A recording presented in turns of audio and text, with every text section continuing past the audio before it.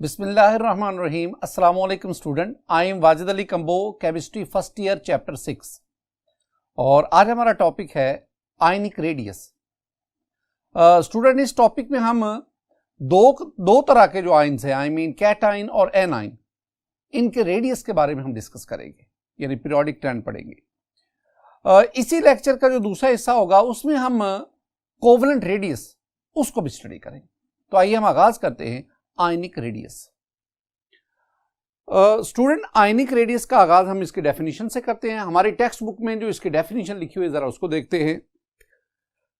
इसकी डेफिनेशन है the radius of N ion while considering it to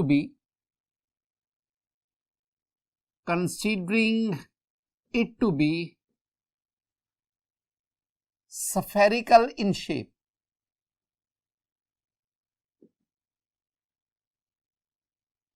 is called ionic radius.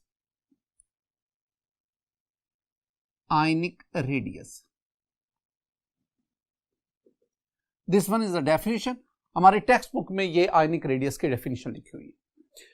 अब ना ions दो तरह के हैं स्टूडेंट, एक आपके पास आ गए कैटाइन और दूसरे आपके पास आ गए एनाइन।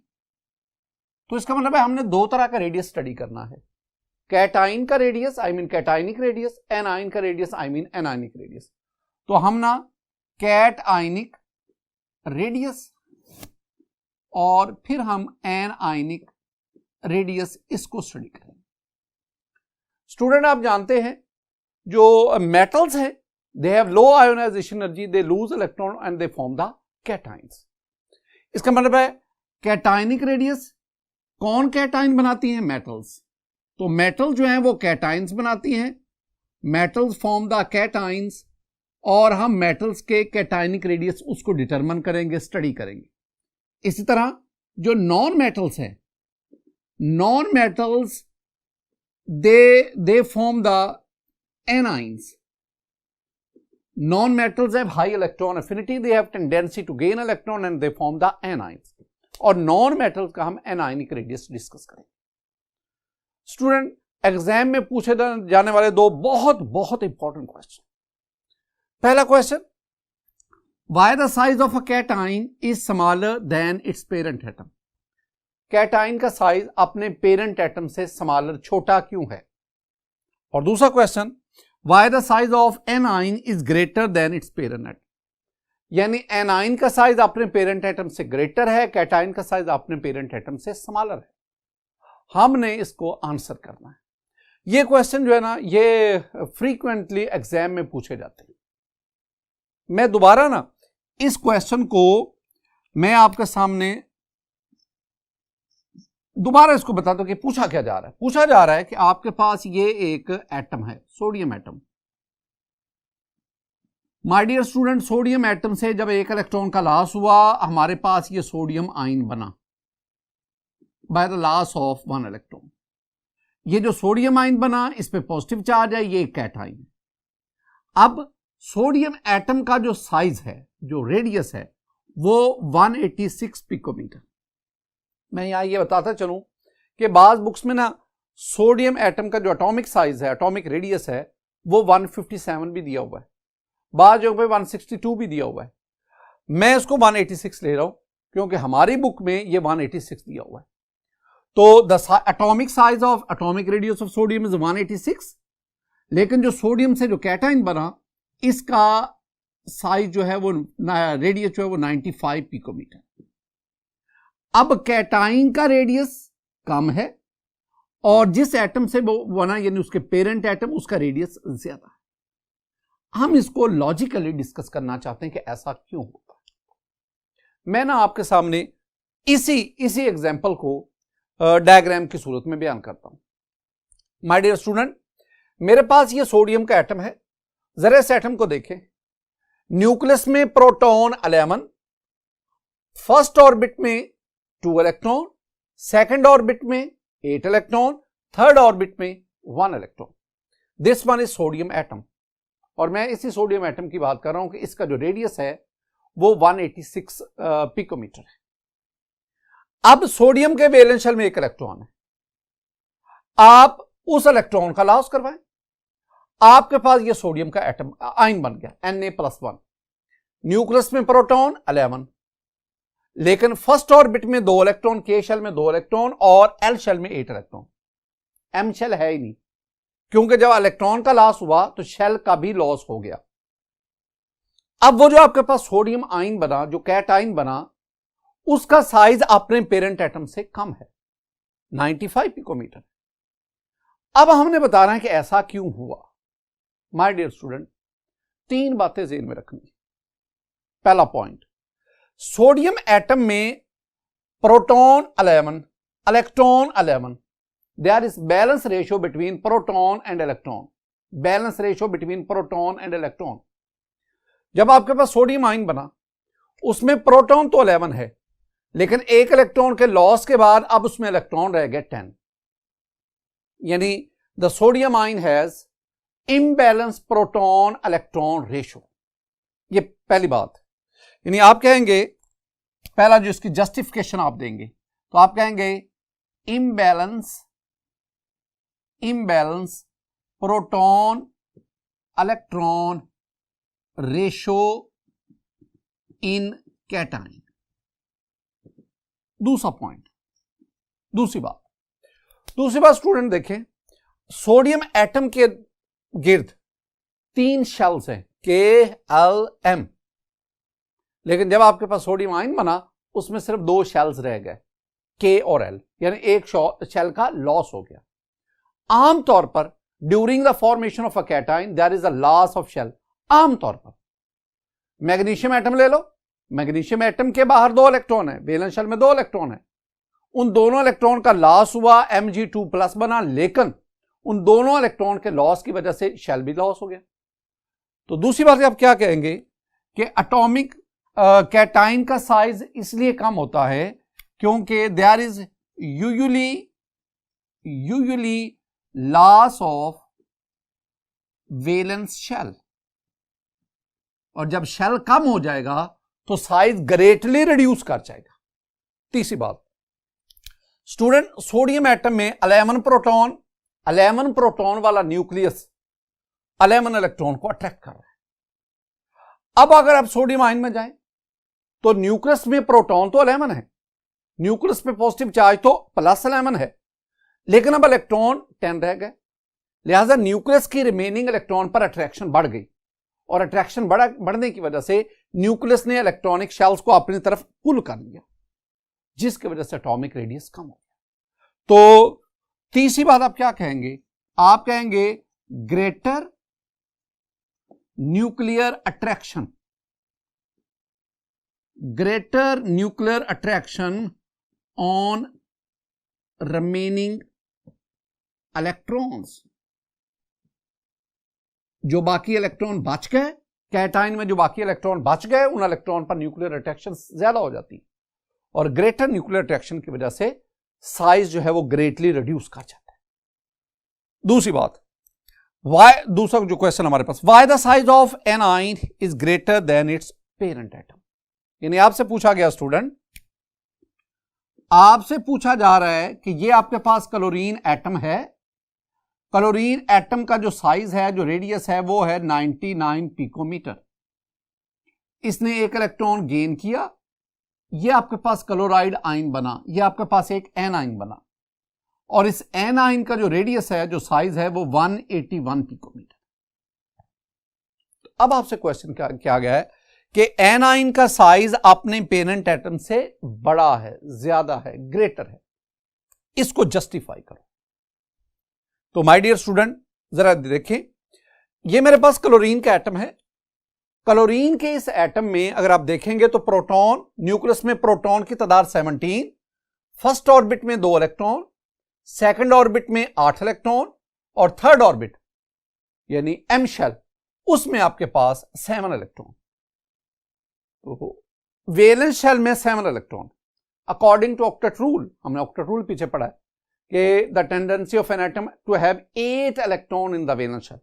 अब क्लोरीन का एटम भी चाहता है कि इसके वैलेंस शेल में 8 इलेक्ट्रॉन आ जाए, 1 इलेक्ट्रॉन कम है, आप 1 इलेक्ट्रॉन इसमें ऐड कर दें। जब आप ऐड करेंगे तो ये आपके पास क्लोराइड आयन बना।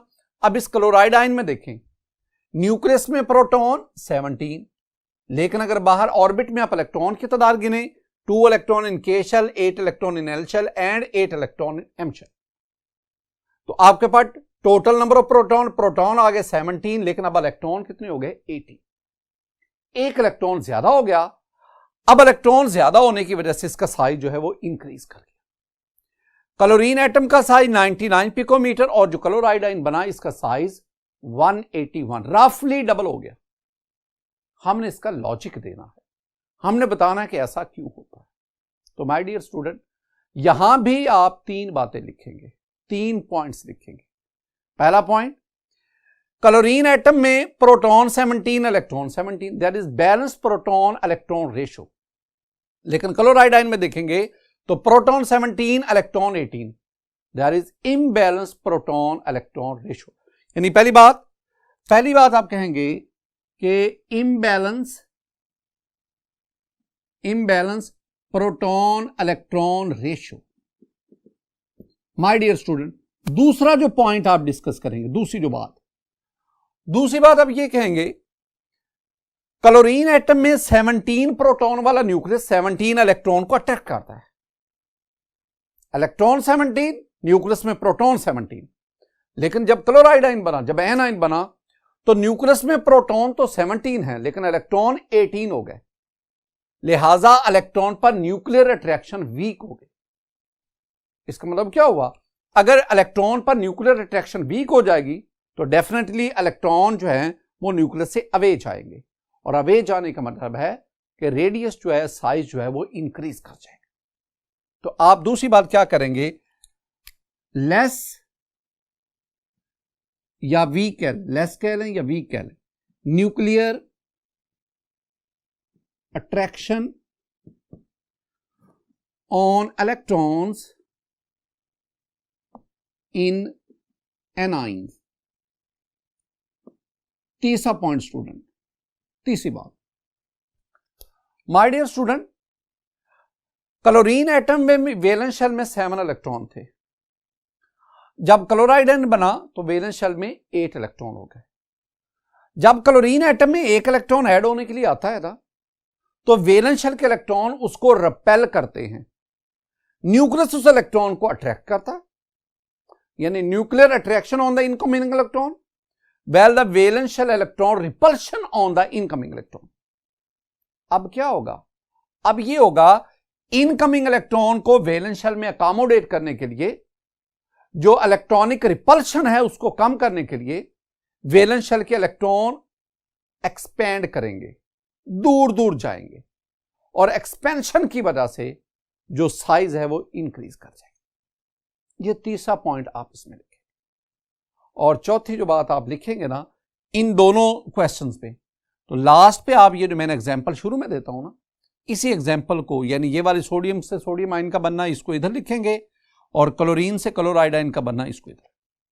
तो जब भी ये क्वेश्चन आते हैं तो आपने 3 वो पॉइंट्स देने हैं, 3 वो रीजन बता दी हैं जिसकी वजह से ये साइज में वेरिएशन आ रही है, और फिर चौथी बात आपने एग्जांपल की। My dear student, ionic radius में आगे हम बढ़ते हैं periodic trend. Periodic trend mean across the period और down the group ionic radius पर क्या अफेक्ट होता है। पहले हम अक्रॉस द पीरियड, तो मैं कहूंगा ionic radius decreases across the period. तो पहली बात हो गई कि ionic radius decreases across the period. My dear student, यहां बहुत सारी बातें समझने के लिए मैं आगाज करता हूं थर्ड पीरियड से। थर्ड पीरियड, अब जरा गौर से देखिएगा स्टूडेंट, थर्ड पीरियड में मेरे पास ये एलिमेंट्स हैं। थर्ड पीरियड आगाज हुआ सोडियम से, मैग्नीशियम, सोडियम के बाद magnesium, aluminium, silicon, phosphorus, sulphur, chlorine और आर्गन। ये जो 8 एलिमेंट्स, और साथ ही इनका एटॉमिक नंबर रखना। सोडियम का एटॉमिक नंबर 11, मैग्नीशियम का 12, एल्यूमिनियम 13 एंड सो ऑन। और आर्गन का एटॉमिक नंबर देखेंगे तो 18। एटॉमिक नंबर हमें बताता है कि इन एटम्स में नंबर ऑफ प्रोटॉन और नंबर ऑफ इलेक्ट्रॉन, जो एटॉमिक नंबर होता है उतने प्रोटॉन और उतने ही इलेक्ट्रॉन होते हैं। माय डियर स्टूडेंट, ये तो एटम हैं। इन तमाम एटम में देखें, तमाम एटम का स्ट्रक्चर देखेंगे तो तमाम एटम्स में 3 शेल्स है, और जब आप लेफ्ट टू राइट जाते हैं ना तो इनका एटॉमिक रेडियस कम होता जा रहा है, एटॉमिक साइज कम होता जा रहा है। ये हम पिछले लेक्चर में एटॉमिक रेडियस वाले चैप्टर में पढ़ के आए कि जब हम लेफ्ट टू राइट जाते हैं तो एटॉमिक रेडियस जो है वो डिक्रीज करता है। स्टूडेंट, अब आपने क्या करना है, आपने ये जो सारे एटम्स है ना, इन एटम से आपने आयंस बनाने। मैं पहले बात करूंगा सोडियम की, मैग्नीशियम की और एल्यूमिनियम की, इन तीनों की मैं बात करता हूं। ये तीनों मेटल्स हैं। Metals have tendency to lose electron and form the cation. अब ये जो तीनों हैं ये इलेक्ट्रॉन का लॉस करेंगे और ये कैटाइन बनाएंगे। अब फिर हम उन कैटाइंस का जो रेडियस है उसकी वेरिएशन को चेक करेंगे। पहले आप आए सोडियम से। सोडियम एटम के वैलेंस शेल से एक इलेक्ट्रॉन निकला, ये सोडियम आयन बना। अब सोडियम आयन में देखेंगे, सोडियम आयन में स्टूडेंट प्रोटॉन 11, इलेक्ट्रॉन 10 और इस पे चार्ज +1। दो इसमें शेल्स देख लो, 2 शेल्स हैं। सोडियम के बाद मेरे पास मैग्नीशियम आ गया। मैग्नीशियम एटम के वैलेंस शेल में 2 इलेक्ट्रॉन है। जब ये एटम 2 इलेक्ट्रॉन को लॉस करेगा तो मेरे पास ये मैग्नीशियम आयन बना। मैग्नीशियम आयन के न्यूक्लियस में प्रोटॉन 12 और इलेक्ट्रॉन 10। आगे अब चले जाएं, आपके पास आ गया एल्यूमिनियम एटम। एल्यूमिनियम का एटम, इसके वैलेंस शेल में 3 इलेक्ट्रॉन है, तीनों इलेक्ट्रॉन का लॉस करेगा तो आपके पास ये Al3+ आयन बनेगा। अब इस आयन में देखें, प्रोटॉन्स 13 लेकिन इलेक्ट्रॉन 10। ये जो 3 आपके पास बने हैं ना, sodium ion Na+1, magnesium ion Mg2+, aluminium ion Al3+। My dear student, ये तीनों कैटाइन हैं। ये तीनों आइसो इलेक्ट्रॉनिक स्पीशीज है। मैंने एक टर्म बोली है, आइसो इलेक्ट्रॉनिक स्पीशीज। ऐसे एटम, आयन या मॉलिक्यूल, स्पीशीज जब मैं बोलता हूं ना तो स्पीशीज से मेरी मुराद है एटम, आयन या मॉलिक्यूल। तो इस केस में आयंस, आइसो इलेक्ट्रॉनिक स्पीशीज या आइसो इलेक्ट्रॉनिक आयंस, ऐसे आयन जिनमें इलेक्ट्रॉन की तादाद सेम हो। Sodium ion number of electron 10, magnesium ion number of electron 10, aluminium ion number of electron 10। ये आइसो इलेक्ट्रॉनिक स्पीशीज है। माय डियर स्टूडेंट, अगर आपके पास आइसो इलेक्ट्रॉनिक स्पीशीज आ जाएं तो अब आप उनके साइज को कंपेयर करना चाहें तो जिस आयन में न्यूक्लियर चार्ज ज्यादा होगा उसका साइज सबसे कम होगा। जिसमें न्यूक्लियर चार्ज ज्यादा होगा, न्यूक्लियस में प्रोटॉन ज्यादा होंगे, इफेक्टिव न्यूक्लियर चार्ज ज्यादा होगा, उतना उस आयन का रेडियस कम होगा। अब जरा इनमें देखें, अब इनमें देखें सोडियम में जो प्रोटॉन 11, तो सोडियम का जो इफेक्टिव न्यूक्लियर चार्ज वो 11 प्रोटॉन। मैग्नीशियम आयन प्रोटॉन 12, एक प्रोटॉन बढ़ गया, पॉजिटिव इफेक्टिव न्यूक्लियर चार्ज बढ़ गया, जिसकी वजह से न्यूक्लियस के इलेक्ट्रॉन पर अट्रैक्शन बढ़ गया। अट्रैक्शन बढ़ने की वजह से साइज रिड्यूस करके एल्यूमिनियम पे चले जाओ। एल्यूमिनियम में इफेक्टिव न्यूक्लियर चार्ज और बढ़ गया due to addition of one more proton, जिसकी बिना पर अब देखेंगे तो एल्यूमिनियम आयन का साइज और रिड्यूस कर दिया। इसका मतलब है जब हम किसी भी पीरियड में लेफ्ट टू राइट जाते हैं तो कैटाइनिक रेडियस है डिक्रीज करता जाता है, कम होता जाता है। इसी तरह अगर आप ना फास्फोरस पे जाओ, सल्फर पे जाओ और क्लोरीन, मैं उन तीनों की बात करूंगा, phosphorus, sulphur, chlorine. My dear student, ये तीनों जो हैं ये non metals have tendency to gain electron gain करती हैं और इलेक्ट्रॉन गेन करके दे फॉर्म द एनाइन। अब इसमें फास्फोरस का ये एटॉमिक स्ट्रक्चर है, प्रोटॉन 15 और इलेक्ट्रॉन भी 15। और फास्फोरस के वैलेंस शेल में अगर आप देखेंगे तो there are 5 electron. In order to complete its octet it needs 3 more electrons. जब आप फास्फोरस एटम में 3 और इलेक्ट्रॉन ऐड करेंगे तो you will get this P-3 ion. इस आयन में प्रोटॉन 15 लेकिन इलेक्ट्रॉन 18 हो गए। सल्फर पे चले जाओ, सल्फर का एटम देखें, न्यूक्लियस में प्रोटॉन 16 और बाहर शेल्स में इलेक्ट्रॉन भी 16, वैलेंस शेल में you have 6 electron. According to octet rule sulphur atom needs 2 electron to complete its octet. अब 2 इलेक्ट्रॉन ऐड करेंगे, you get the sulphide ion S-2 sulphide ion. In sulphide ion the proton are 16 while the electron are 18। आगे चले जाएं, chlorine atom proton 17 electron 17, valence shell में 7 electron, 1 electron gain करेगा तो chloride ion बनेगा। अब ये जो क्लोराइड आयन बना Cl नेगेटिव, इसमें प्रोटॉन 17 लेकिन इलेक्ट्रॉन 18 आ गए। माय डियर स्टूडेंट, मैंने अभी एक टर्म बोली iso electronic ions, iso electronic species, वो स्पीशीज जिसमें इलेक्ट्रॉन की तादाद सेम है।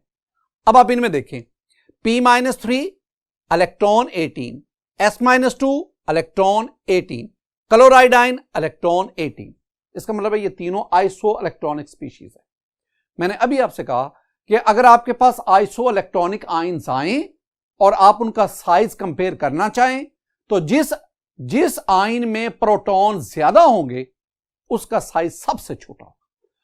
अब P-3 इस आयन में देखेंगे तो आपके पास प्रोटॉन 15, सल्फाइड S-2 इसमें प्रोटॉन 16, और अगर आप क्लोराइड आयन की बात करेंगे तो उसमें प्रोटॉन 17।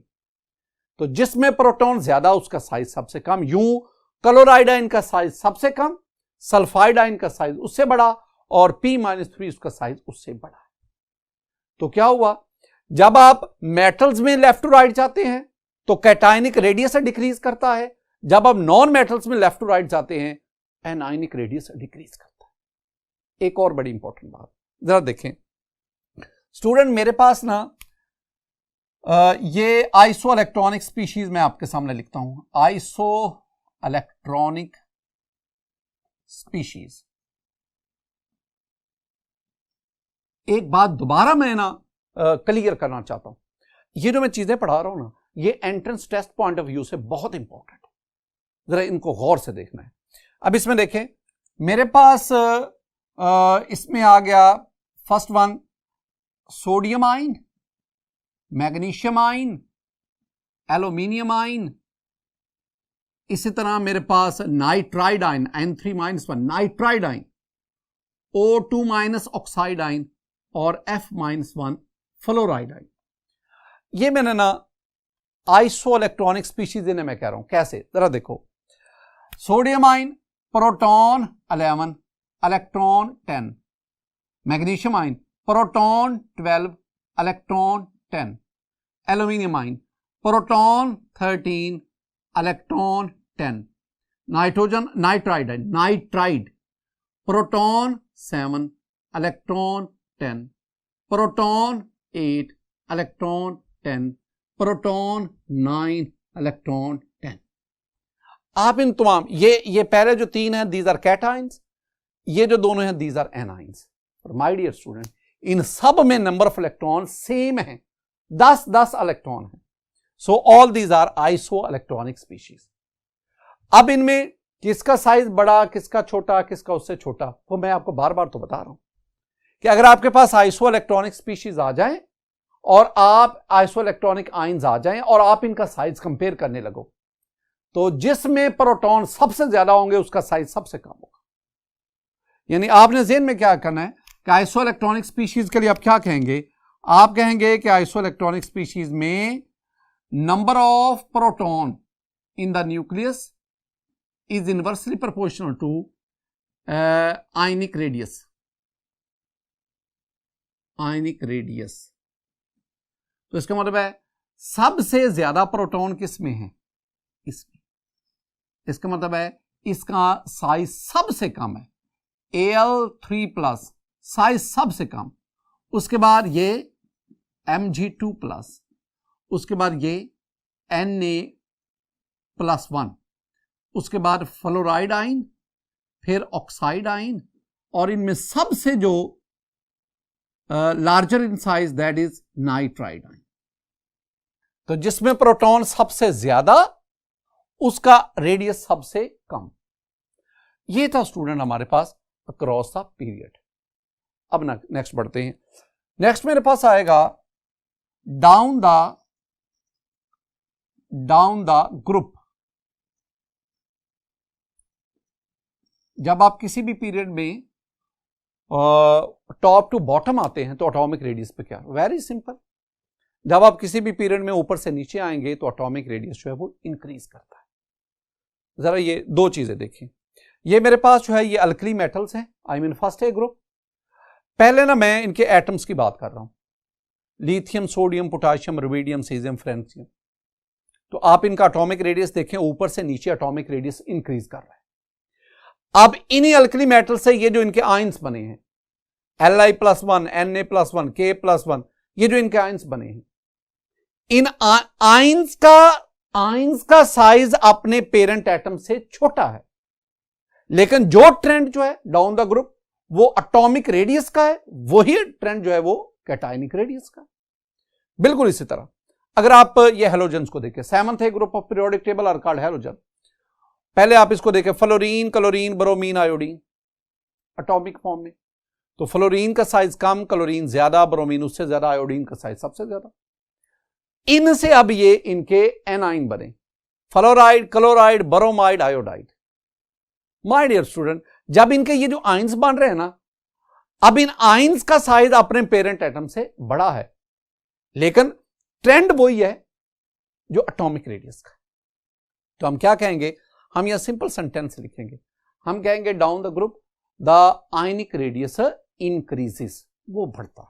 लॉजिक क्या है, लॉजिक वही है जो आपने एटॉमिक रेडियस में देखा। एक और चीज मेरे पास एक चीज आ गई, रिलेशनशिप बिटवीन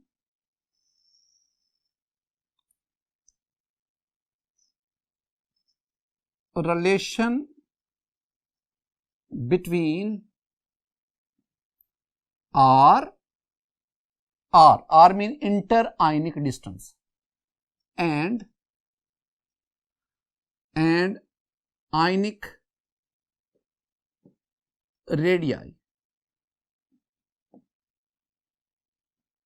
R मैंने कहा कि R is the inter ionic distance.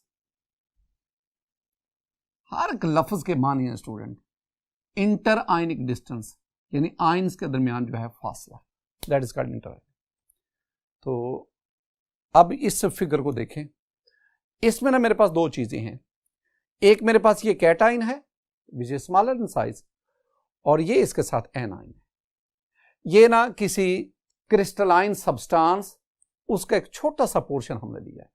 Crystalline substance में अपोजिटली चार्ज आयंस वो एक दूसरे के साथ क्लोजली पैक्ड हैं और इनके दरमियान इलेक्ट्रोस्टैटिक फोर्स ऑफ अट्रैक्शन जिसे हम आयनिक बॉन्ड कहते हैं, तो वो है।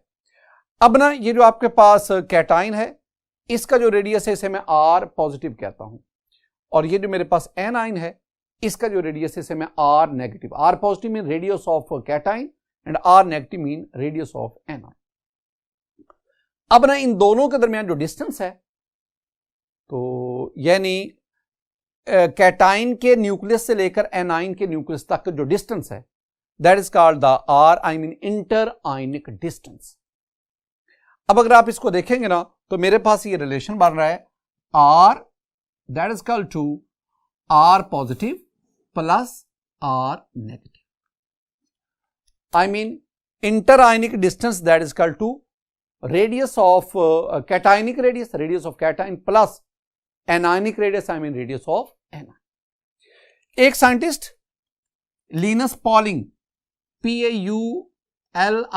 Pauling, पॉलिंग ने क्या किया, पॉलिंग ने potassium chloride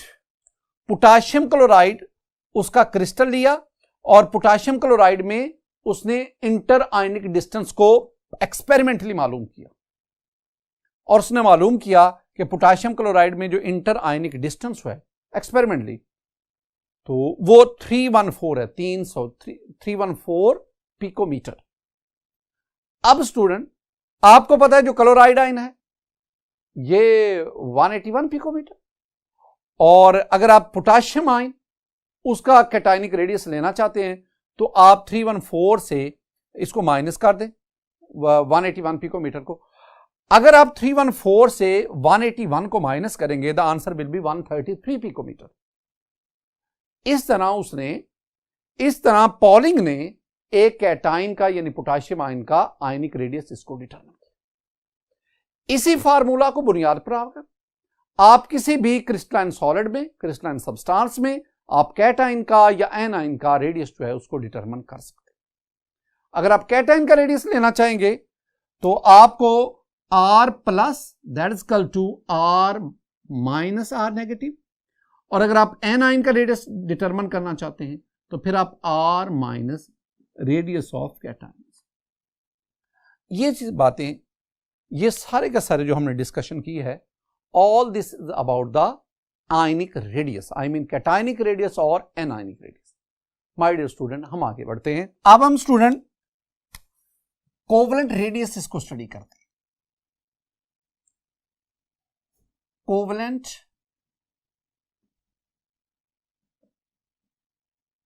radius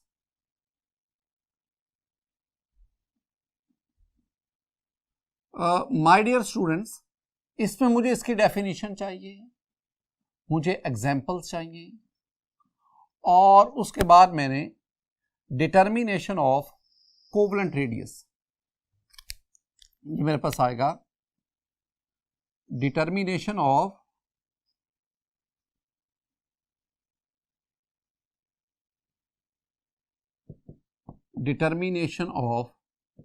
covalent radius.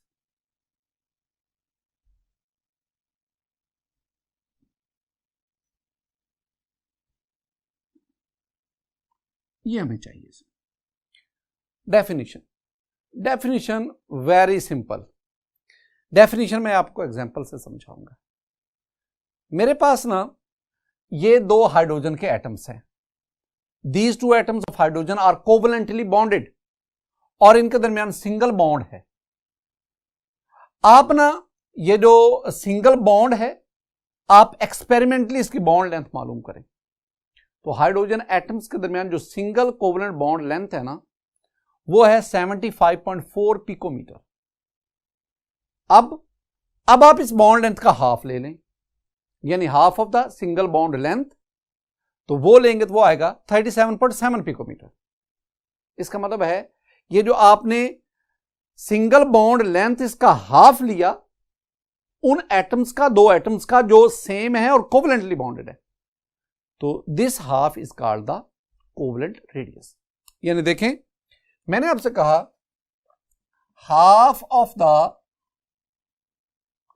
Single bond length between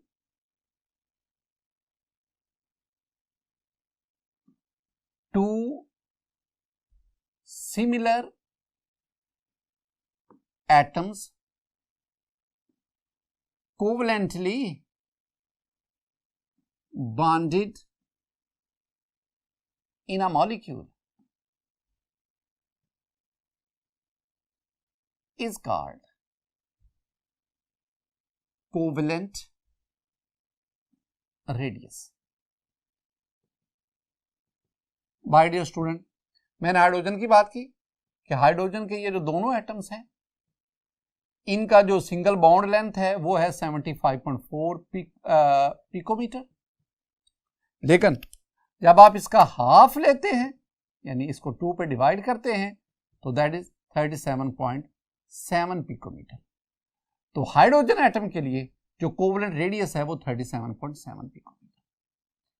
determination of covalent radius, अगर आपको किसी मॉलिक्यूल में किसी एटम के कोवलेंट रेडियस का पता हो, साइज का पता हो, तो आप किसी और एलिमेंट का कोवलेंट रेडियस मालूम कर सकते हैं। मसलन मेरे पास ना एक कंपाउंड है CH3Cl। Student this one is the chloromethane या मीथाइल क्लोराइड। इसमें ये कार्बन एक तरफ क्लोरीन और 3 तरफ ये कार्बन हाइड्रोजन के साथ कनेक्टेड है। अब ये जो कार्बन क्लोरीन का जो डिस्टेंस है ये वाला, ये आप इसको एक्सपेरिमेंटली मालूम कर लें। यानी मीथाइल क्लोराइड में या क्लोरोमीथेन में कार्बन क्लोरीन जो बॉन्ड लेंथ है, सिंगल बॉन्ड लेंथ इसको मेजर कर लें। अगर आप इसको मालूम करेंगे तो दिस इज 176.7 पिकोमीटर है। अब ना मुझे ना क्लोरीन का एटॉमिक रेडियस का पता है, और आप जानते हैं कि क्लोरीन का जो एटॉमिक रेडियस है, क्लोरीन का एटॉमिक रेडियस 99.4 पिकोमीटर है। 99 भी हम कहते हैं 99.4 मोर प्रिसाइजली। अब ये जो है ये दोनों एटम्स के दरमियान बॉन्ड लेंथ है, सिंगल बॉन्ड लेंथ। अगर एक एटम उसका आपको साइज बता दिया जाए तो दूसरे का कितना होगा? तो वेरी सिंपल, तो आपके पास क्या होगा, आप 176.7 माइनस 99.4 इसको माइनस कर दें, आपके पास जो आंसर आएगा ये 77.3 पिकोमीटर आएगा। ये जो आंसर आएगा this one is the radius of carbon. तो ये कार्बन का है। ये जो आपने मालूम किया 176.7, ये आपने एक्सपेरिमेंट नहीं लिया, ये आपके पास डाटा में मौजूद है, ये भी एक्सपेरिमेंटली फाइंड आउट किया गया। लेकिन ये जो आपने लिया है ना, ये आपने इसमें से इसको माइनस किया, आपके पास किया गया। तो माय डियर स्टूडेंट, इस तरीके से आप किसी भी कंपाउंड में अगर एक एलिमेंट उसका एटॉमिक रेडियस का पता है, उसके कोवलेंट रेडियस का पता है, तो आप दूसरे का कोवलेंट रेडियस मालूम कर सकते हैं। आज के इस लेक्चर में हमने आयनिक रेडियस और कोवलेंट रेडियस उसको स्टडी किया। इन दोनों टॉपिक से रेलेवेंट जो इंपॉर्टेंट क्वेश्चन है वो भी मैंने आपसे शॉर्ट आंसर क्वेश्चन डिस्कस किए। पीरियोडिक ट्रेंड को पढ़ा, और पीरियोडिक ट्रेंड में मैंने कुछ ऐसे पॉइंट रेज किए जो आपको एंटी टेस्ट में बहुत ही मददगार साबित करें। स्टूडेंट, मेरी दुआ है कि अल्लाह ताला आप पर अपना फजल